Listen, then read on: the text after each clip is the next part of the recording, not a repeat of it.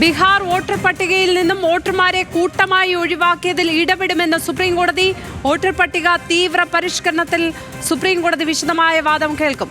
August 12, 13 തീയതികളിൽ കോടതി വാദം കേൾക്കും.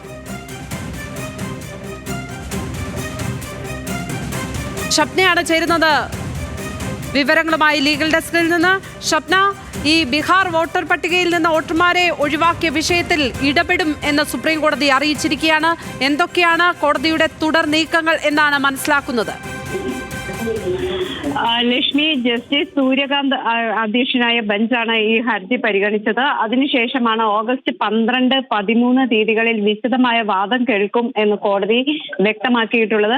അതോടൊപ്പം തന്നെ കോടതി പറയുന്ന അല്ലെങ്കിൽ നൽകുന്ന ഒരു മുന്നറിയിപ്പ്, ഇത്തരത്തിൽ വോട്ടർമാരെ ഒഴിവാക്കിയിട്ടുണ്ടെങ്കിൽ അതിൽ ശക്തമായി തന്നെ സുപ്രീം കോടതി ഇടപെടും എന്ന് ബെഞ്ച് ഇപ്പോൾ വ്യക്തമാക്കി കഴിഞ്ഞിരിക്കുന്നു.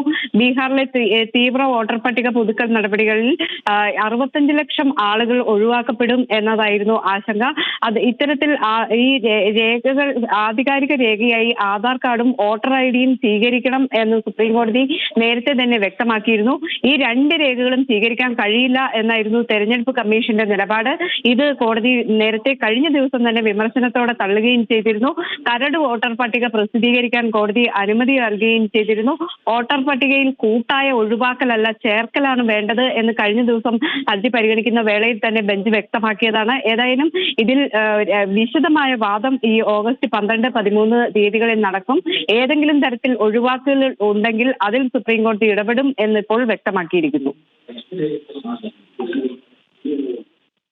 ഏതായാലും സുപ്രീം കോടതിയുടെ ഇടപെടൽ വരികയാണ്. ബീഹാർ വോട്ടർ പട്ടിക വിഷയത്തിൽ വോട്ടർമാരെ കൂട്ടമായി ഒഴിവാക്കിയതിൽ ഇടപെടും എന്ന് സുപ്രീം കോടതി പറഞ്ഞിരിക്കുന്നു.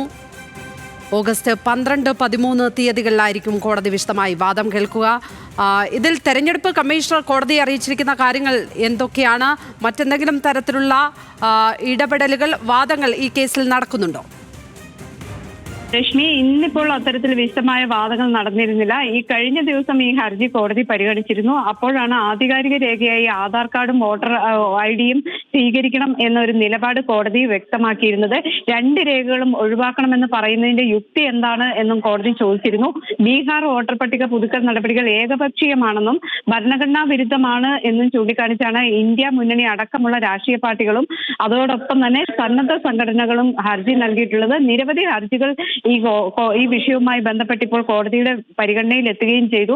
സുപ്രീം കോടതി ഈ ആധാർ കാർഡും വോട്ടർ ഐഡിയും സ്വീകരിക്കണമെന്ന് ജൂലൈ 10 ഈ ഹർജി പരിഗണിക്കവേ അത്തരത്തിലൊരു താല്പര്യം പ്രകടിപ്പിച്ചിരുന്നതാണ്. പിന്നീടാണ് ഇതിന് പിന്നാലെയാണ് ഈ കഴിഞ്ഞ ദിവസം ഈ രണ്ട് രേഖകളും തിരിച്ചറിയൽ രേഖകളായി പരിഗണിക്കാം എന്ന് തെരഞ്ഞെടുപ്പ് കമ്മീഷനോട് നിർദ്ദേശിച്ചത്. എന്നാൽ തെരഞ്ഞെടുപ്പ് കമ്മീഷൻ ഈ ജനന സർട്ടിഫിക്കറ്റ് എന്ന വാദത്തിൽ ഉറച്ചു നിൽക്കുകയും ചെയ്തിരുന്നു. എന്നാൽ കോടതി അതിന് ശക്തമായി ഇടപെട്ടു. ഇത്തരത്തിലുള്ള രണ്ട് രേഖകൾ സ്വീകരിക്കണം, കരട് വോട്ടർ പട്ടിക ആ രീതിയിൽ പ്രസിദ്ധീകരിക്കണം തുടങ്ങിയ കാര്യങ്ങൾ കോടതി പറയുകയും ചെയ്തു. ഏതായാലും ഇനിയിപ്പോൾ ഓഗസ്റ്റ് 12, 13 തീയതികളിൽ ഇതിൽ വിശദമായ വാദം കേൾക്കും. തെരഞ്ഞെടുപ്പ് കമ്മീഷൻ അന്നായിരിക്കും കൃത്യമായ നിലപാടുകൾ. ലീഗൽ ഡെസ്കിൽ നിന്ന് ഷപ്നയാണ് വിവരങ്ങൾ പങ്കുവച്ചത്.